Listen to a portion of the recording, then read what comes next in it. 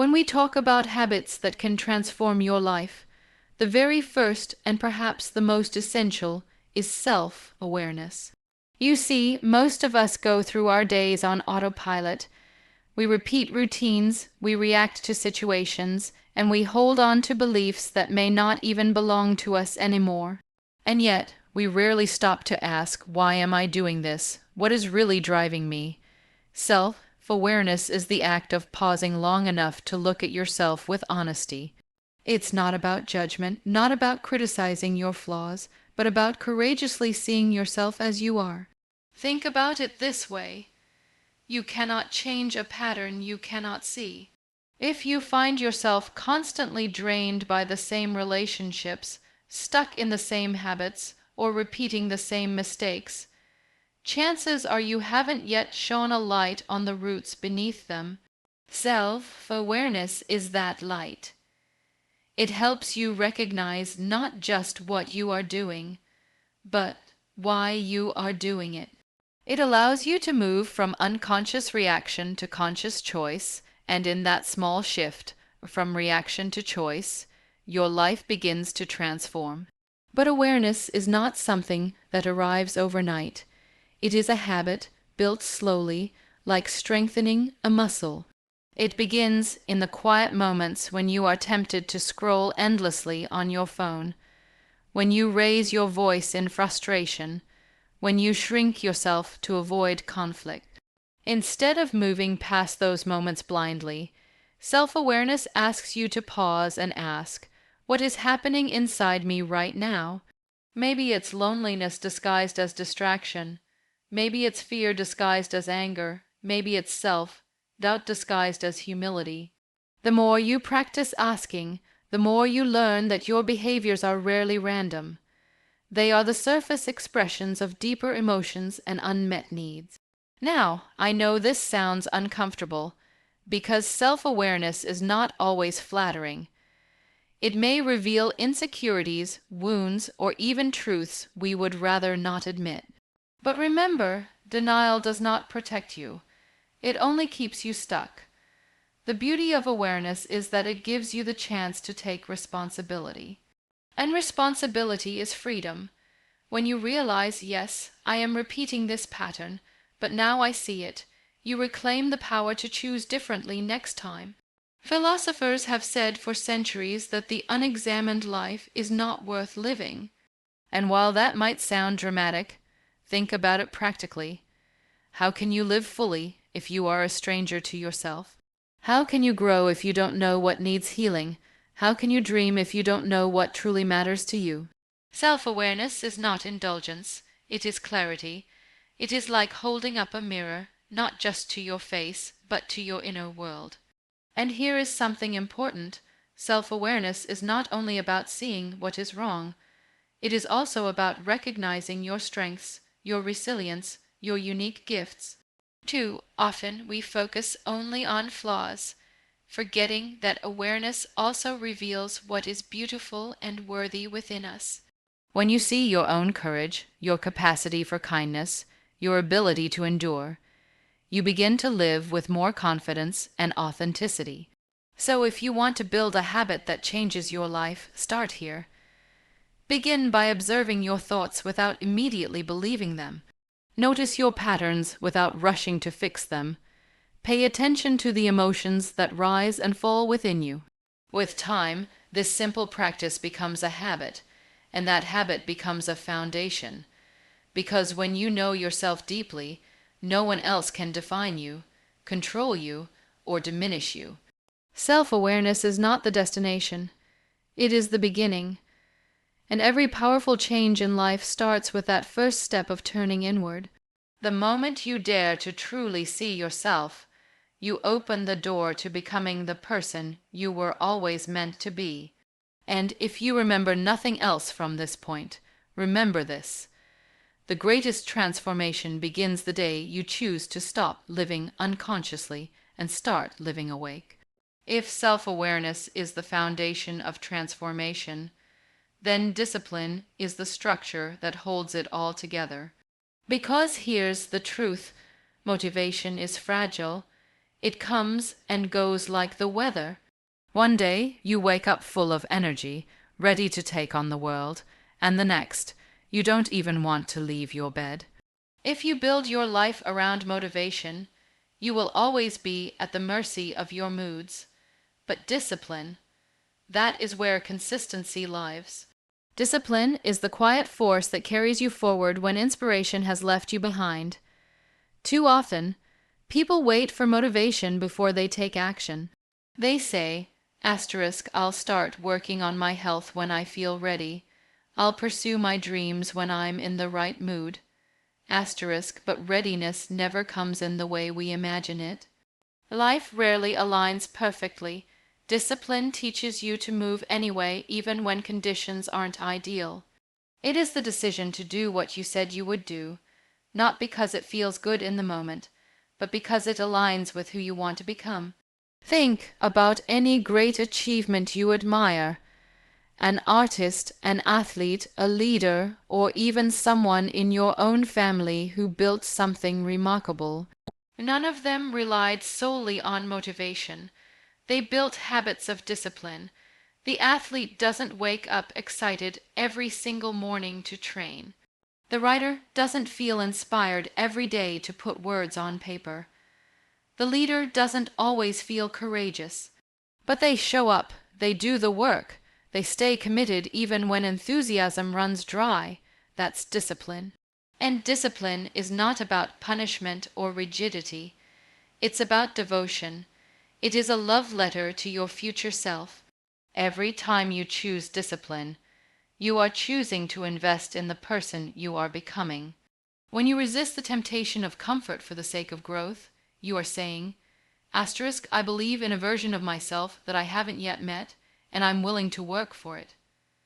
That is not about restriction, it's about freedom. Freedom from being controlled by passing moods and excuses. But here's where many people struggle. They think discipline must be huge, dramatic, and exhausting.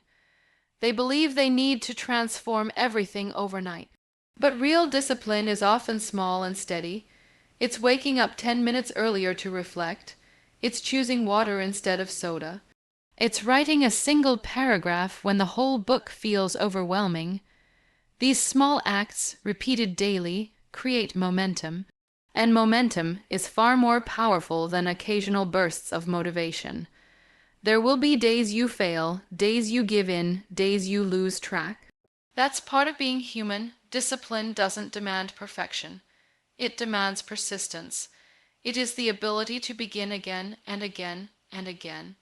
Every time you return, you strengthen the habit. Every time you show up despite resistance, you remind yourself that you are not powerless. You are capable of choosing your path. Philosophically, discipline is what bridges the gap between desire and reality. Many people want change, but wanting is not enough. Discipline transforms wanting into becoming. It transforms potential into progress. It ensures that your life is not just built on dreams, but on action. So if you truly want to change your life, do not wait for the fire of motivation to carry you. It will burn out. If self-awareness teaches us to see ourselves clearly, and discipline teaches us to act consistently, then the next step is to learn how to speak to ourselves with kindness. Because no matter how disciplined or aware you are, the words you whisper to yourself, whether in silence or in moments of struggle, will shape the way you move through the world. The truth is, we all carry a voice inside us. For some, it is gentle and encouraging.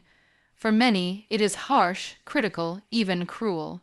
And the way you engage with that inner voice determines how you experience life. Think about it. If a friend made a mistake, would you call them worthless? If someone you love failed at something, would you mock them for being incapable? Of course not. You would encourage them. You would remind them of their worth. And yet, when it comes to ourselves, we often use words that we would never use on anyone else. We tell ourselves we are not good enough, not strong enough, not beautiful enough. Over time, those words take root. They become the lens through which we see everything. This is why your inner dialogue matters. It has the power to either shrink you or strengthen you. Now, positive inner dialogue does not mean living in denial. It does not mean plastering false affirmations over your pain and pretending everything is fine. It means choosing language that acknowledges reality while still affirming your worth. For example, instead of saying, "I always fail," you can say, "I didn't succeed this time, but I can learn and try again." Instead of saying, "I am broken," you can say, "I am healing." This shift in language may feel small, but it changes everything because the brain listens, the heart listens, and when you start speaking with compassion, you begin to believe that you deserve compassion. This is also deeply psychological. Studies in neuroscience have shown that repeated thoughts literally rewire the brain. Negative self-talk strengthens pathways of doubt and fear, while positive self-talk strengthens pathways of courage and resilience. In other words, the words you use to describe yourself become the story you live. And the most important story you will ever tell is the one you tell yourself about who you are. But let me add this: positive inner dialogue is not about perfection. There will still be moments when your old voice creeps in, when doubt shouts louder than belief. And that's okay.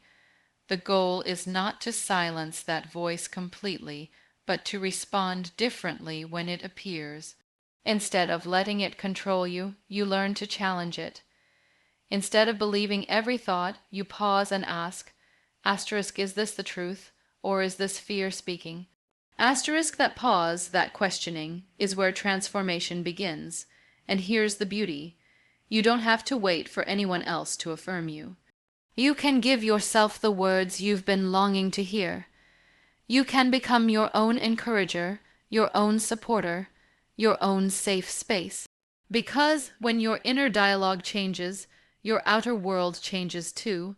You begin to carry yourself differently, you begin to dream differently, and you begin to face challenges with a resilience that others notice. So if you want to change your life, start with the conversation that never ends, the one you have with yourself. Choose words that build rather than break, words that lift rather than limit. Because the world outside will always have critics, but the voice inside you, that one can either be your prison or your liberation. And if you remember nothing else from this point, remember this: the way you speak to yourself becomes the way you live with yourself. So speak as if your life depends on it, because it truly does. If self-awareness allows you to understand yourself, and discipline teaches you to act even when it is difficult, and positive inner dialogue shapes the way you carry yourself, then gratitude is what transforms the way you see the world.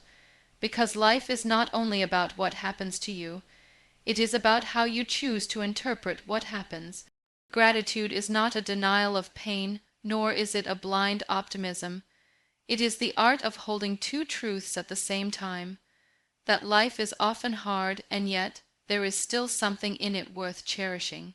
Many people think of gratitude as something reserved for special moments, birthdays, holidays, celebrations. But the true power of gratitude is found in the ordinary, in the simple act of noticing what we so often overlook. The breath you just took, the roof over your head, the friend who called you when you were at your lowest. These are not small things, they are foundations. When we fail to notice them, life begins to feel empty.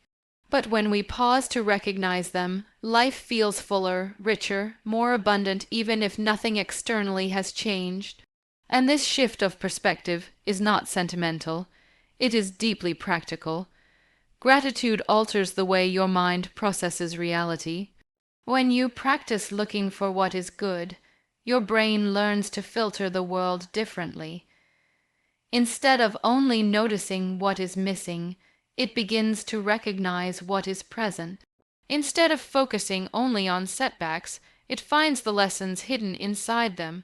Gratitude is not about pretending that wounds do not exist. It is about discovering that even wounds can teach, even struggles can strengthen, even losses can awaken a deeper appreciation for what remains. But let us be honest, gratitude is hardest when life hurts the most. When you face failure, betrayal, illness, or grief, gratitude can feel almost impossible. And yet, it is in those moments that gratitude becomes most powerful, because gratitude does not erase pain, but it anchors you in resilience. It reminds you that while everything may feel broken, not everything is lost, that while a door has closed, life has not stopped offering you breathe or hope or a chance to begin again. This is why gratitude is not weakness, it is strength. It gives you the courage to stand in the storm and still whisper, asterisk, there is something here for me to hold on to. Asterisk, philosophically, gratitude is also a rebellion against entitlement. It is the decision to stop saying, asterisk, I deserve more, asterisk, and start asking, asterisk, what can I honor in what I already have? Asterisk, when you live with gratitude, you stop chasing happiness as if it is always somewhere else, and you begin to realize it has been quietly waiting in the life you already live. Gratitude does not mean you stop striving for more, but it ensures that striving comes from fullness, not from emptiness. You grow because you are grateful, not because you are desperate, and when gratitude becomes a habit, perspective shifts naturally. Suddenly, obstacles become teachers, endings become beginnings, and even the smallest moments. A shared smile, a kind gesture, a sunrise become reasons to feel alive. Life may not become easier, but it becomes more meaningful, and sometimes meaning is all we need to keep moving. So, if you want to change your life, practice gratitude not as an occasional act, but as a daily perspective, because gratitude is not about changing what you see. It is about changing how you see. Asterisk, asterisk, and if you carry one truth from this point, let it be this. Gratitude does not give you a perfect life, but it gives you the eyes to see the perfection hidden within the imperfect one you already have. Asterisk, asterisk, if self-awareness helps you recognize who you are, and discipline keeps you committed to your path, and positive inner dialogue strengthens your relationship with yourself, and gratitude changes the way you see life, then the people you surround yourself with determine how far you can go on that journey. Because no matter how strong, independent, or resilient you believe yourself to be, human beings are shaped in powerful ways by the environments they live in and the company they keep. It's often said that you become the average of the 5 people you spend the most time with. And while that might sound like an exaggeration, look closely and you will see its truth. The energy of those around you begins to seep into you, sometimes without you even realizing it. If you are constantly surrounded by negativity, cynicism, and small-mindedness, over time your own outlook shrinks. But when you are around people who challenge you, inspire you, and remind you of your worth, you begin to grow into a stronger, braver version of yourself. Think about it. Even the most disciplined person can stumble if they live in an environment that constantly pulls them down. Imagine someone trying to give up unhealthy habits while being surrounded by people who mock their effort. Or someone trying to pursue a dream while constantly hearing, asterisk, it's impossible, don't even try.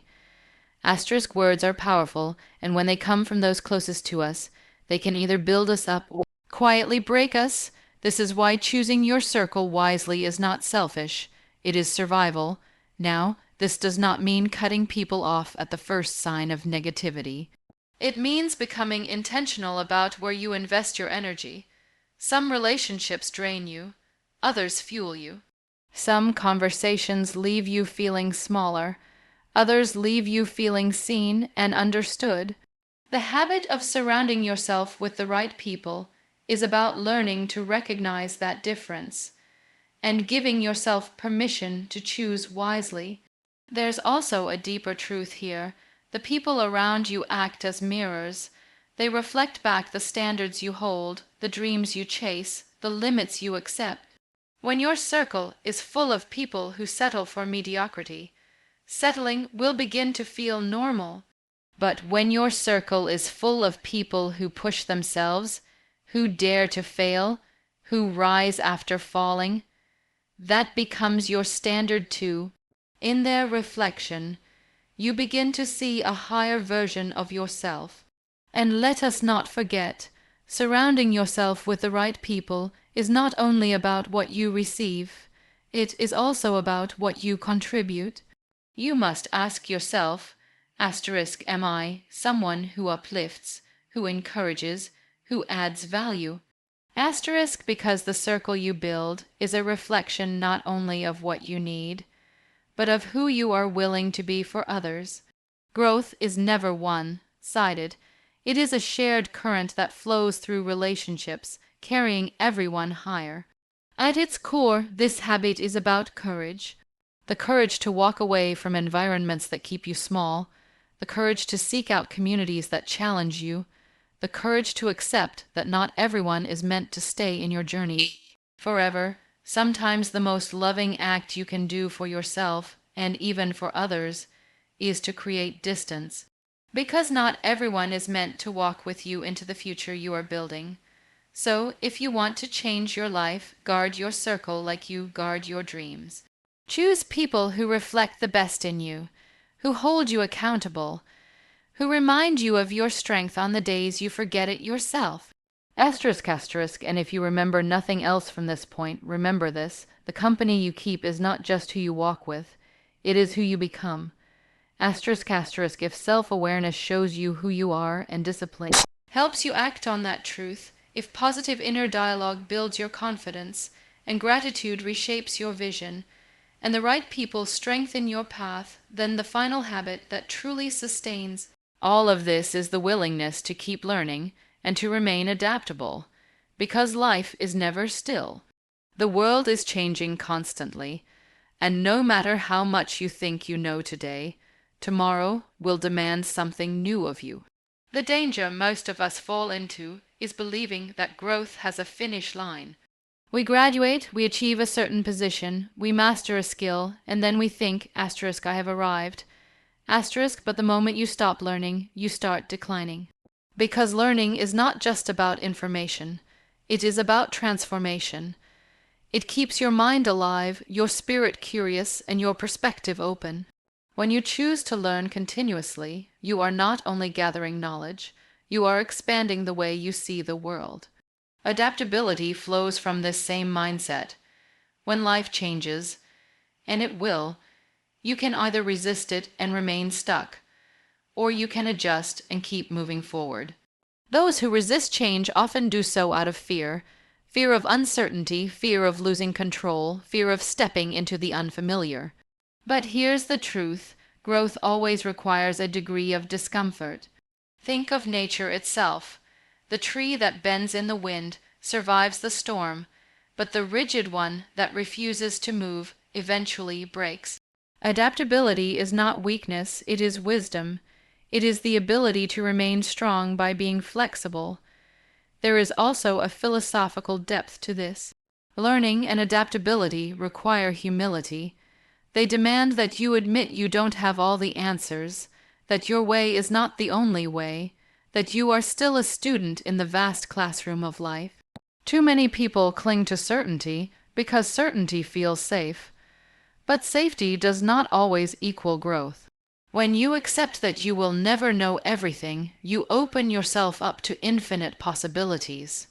Every person you meet, every experience you have, every success and every failure becomes a teacher. And this habit does not belong only to your professional life. It belongs to every part of you. It means being willing to learn new ways of communicating in your relationships, new ways of caring for your health, new ways of seeing yourself. It means adapting when life throws you an unexpected challenge, illness, loss, rejection. And instead of asking, why me? Asking, what can this teach me? Asterisk, that shift does not remove the pain, but it gives the pain purpose. Perhaps the most liberating part of this habit is that it allows you to reinvent yourself as many times as needed. You are not trapped in one identity, one role, one version of who you used to be. As long as you are learning, as long as you are willing to adapt, you are free to become someone new. And that freedom is powerful. So if you want to change your life, don't just commit to what you know today. Commit to staying open, curious, and flexible tomorrow. Because the person who never stops learning never stops growing, and the person who adapts never remains broken by change. Asterisk, asterisk, and if there is one truth you carry from this, let it be this: life will always evolve, and your greatest strength will be the courage to evolve with it. Asterisk, asterisk.